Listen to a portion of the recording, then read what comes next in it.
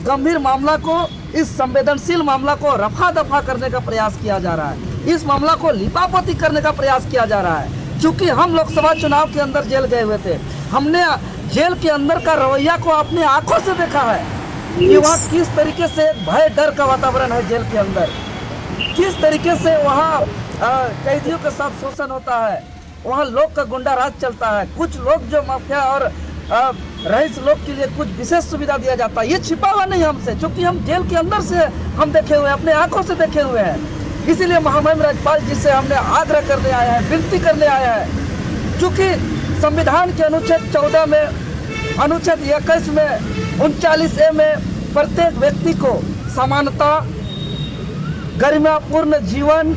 और न्याय का अधिकार है। भले जो जेल के अंदर कैद है वो एक अपराधी हो सकते हैं,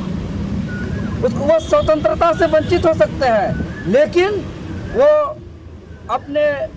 मौलिक अधिकार उस पर संरक्षण रहता है। और साथ ही साथ कारा अधिनियम 1894 और मॉडल प्रिजन मैनुअल 2016 के तहत राज्य सरकार को ये जिम्मेवारी है कि प्रत्येक कैदियों को एक भयमुक्त वातावरण उपलब्ध कराना,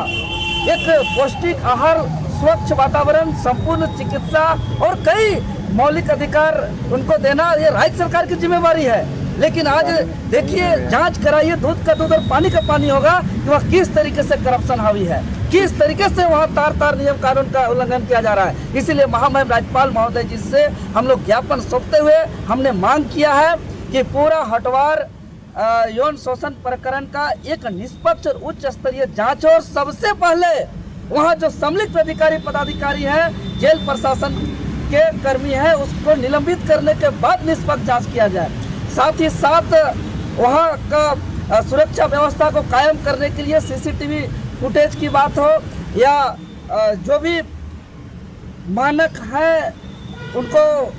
उच्च स्तरीय जांच उसको सुदृढ़ किया जाए। साथ ही साथ वहाँ एक विशेष स्वतंत्र जांच और स्वतंत्र शिकायत प्राप्त करने का तंत्र एक स्थापित किया जाए, और निरंतर, चाहे मानव अधिकार आयोग हो या जिला प्रशासन हो, उसका निरंतर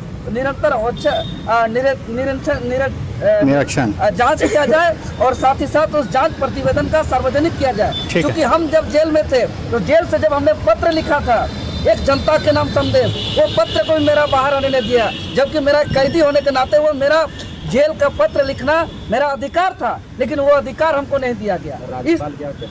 राज्यपाल तो बहुत गंभीरता से लिए बातों को, बहुत सीरियस लिया, बोले कि इतना ऊंची दीवार जहाँ एक सुरक्षा होना चाहिए, अगर वहाँ पे इस तरीके का